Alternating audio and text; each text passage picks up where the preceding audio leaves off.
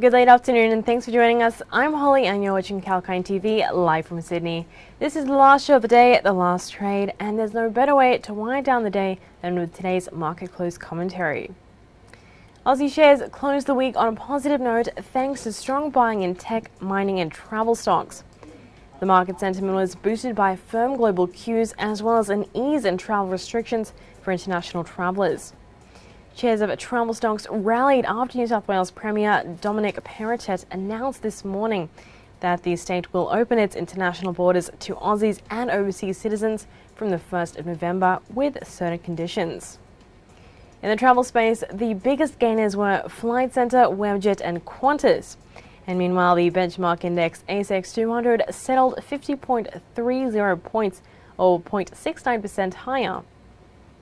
Early today, the index opened in green and gained as much as 0.84% as it finished the week with a 0.6% gain led by a sustained rally in mining, tech, realty, consumer staples and healthcare stocks. On the sectoral front, all of the indices barring utilities ended in the positive terrain. The materials sector emerged as the best performer with a 1.37% gain owing to a rise in iron ore prices. The materials sector was followed by tech, which surged 1.35%, tracking overnight gains in its US counterpart, Nasdaq.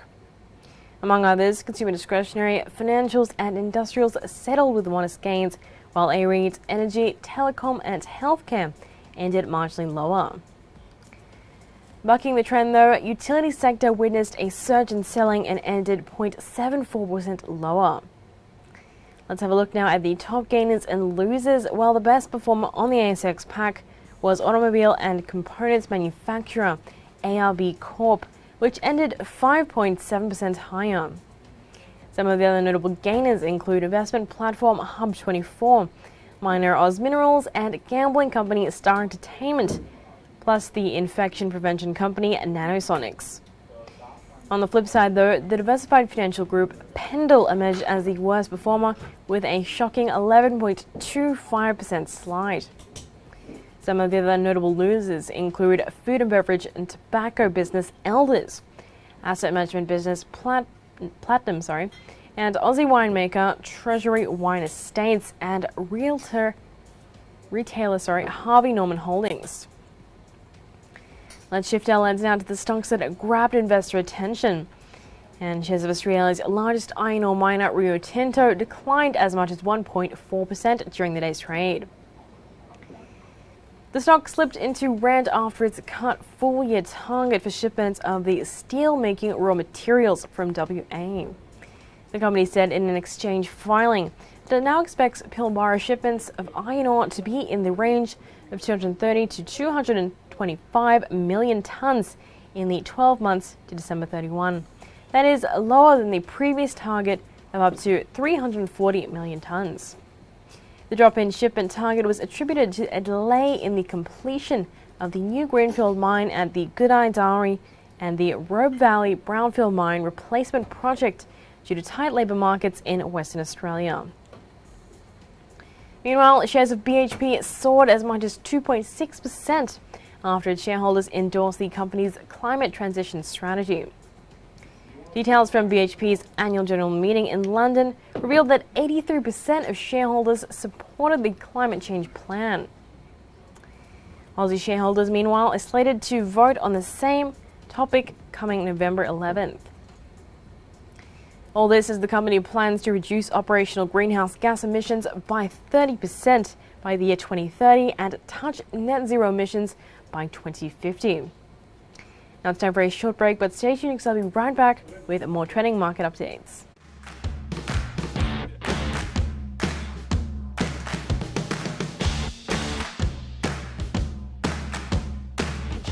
Tune in to get the latest information. Whether it's about market movements or the currency graph, sectoral coverage or industry news. we cover it all on our news segments. Be on top of the latest news with Kalkine TV.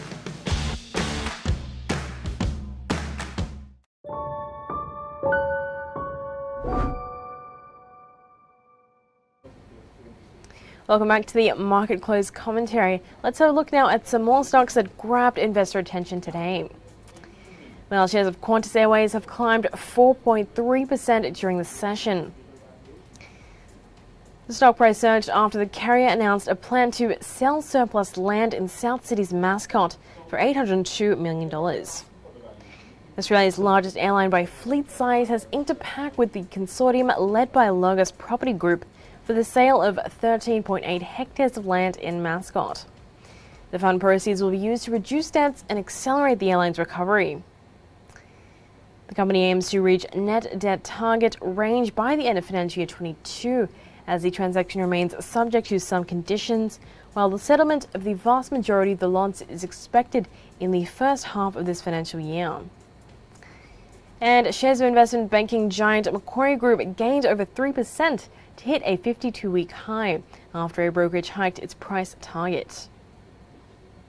The share price of the company rose as much as 3.4% to 189.22 Australian. The global brokerage firm Morgan Stanley has raised its price target of Macquarie Group by 37% to $240, saying that the lender deserved a green premium.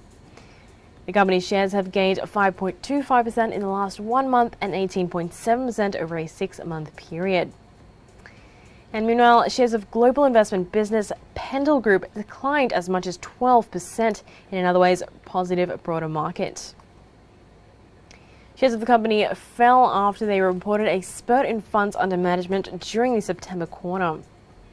Pendal's FUM jumped 30.5% to $139.2 billion, and from $106.7 in the June quarter.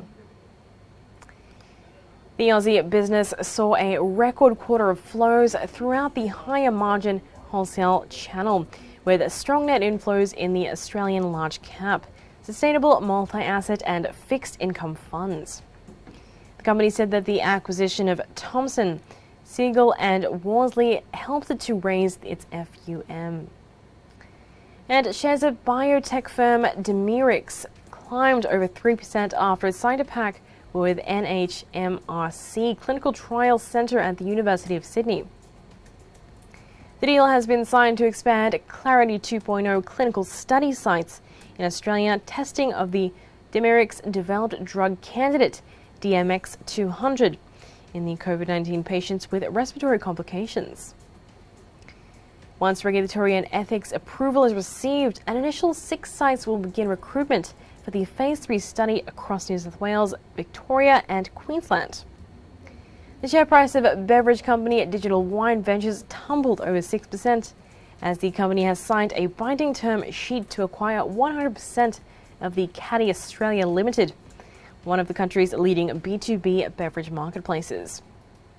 Shares of the Australian conglomerate Wesfarmers traded a tad higher after it announced to issue its first Euro sustainably linked bond. The company stated that it'll issue the Euro-denominated sustainability-linked bond in the European debt capital markets, with its interest rate payable on the bond linked to the progress against specific renewable electricity and emissions performance targets. Now for a look east towards the Asian market performance, and shares in the Asia Pacific region traded mostly higher today following overnight gains in Wall Street. The market sentiment was dented by robust corporate earnings, overlook of overseas firms as well. However, persistent concerns about the Chinese economy growth capped market gains. And India's BSE Sensex closed on account of Dussehra festival celebrations. Plus, Japan's Nikkei traded at 1.5% higher today, and it stated to post its first weekly gains after 3 straight weeks of losses. Meanwhile, Taiwan's weighted index was the best performer in the region with a 2.3% gain. South Korea's Kospi rose 0.9% and Hong Kong's Hang Seng traded 0.8% higher. Among the other Asian markets, the Straits Times in Singapore rose 0.35%, while Thailand's SET Composite gained 0.25%. China's Shanghai Composite also traded 0.3% higher at the time of reporting. Bucking the trend though, Indonesia's Jakarta Composite was down 0.6%, and Taiwan's weighted index traded marginally lower. Meanwhile, Wall Street closed higher on Thursday as investors cheered a strong earnings report by the likes of Bank of America and United Health. The market sentiment was also lifted by President Joe Biden, who signed into law a bill raising the US's debt limit until early December. All this as the Dow Jones gained 1.4%, the S&P 500 surged 1.6%, and the Nasdaq Composite settled a similar 1.65% higher. Now, just before we wrap up, let's have a quick look at the crypto market performance. And the major cryptocurrencies traded cautiously higher during the Asian trading hour today.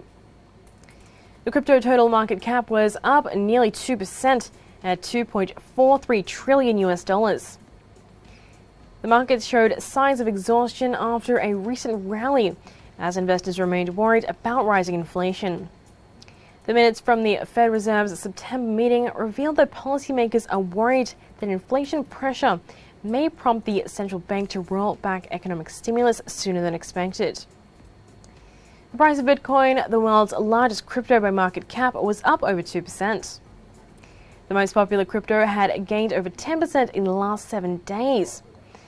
And next to Ether, the world's second largest crypto, which was trading higher by over 5%. The coin linked to Ethereum blockchain has surged 7% in the past 1 week. And meanwhile, the price of Cardano, the third largest crypto by market cap, rose marginally by 0.2%. As Dogecoin price fell over 1%. Other virtual currencies like Binance Coin, Litecoin, Tether, Shiba Inu, XRP, Stellar, Solana, and Uniswap were all trading on a mixed note. And that is a wrap today, but I hope you have a great weekend, and we'll be back on Monday live from Sydney at 9:30 a.m. in the morning with our first report on the pre-market scene. Take care and stay safe.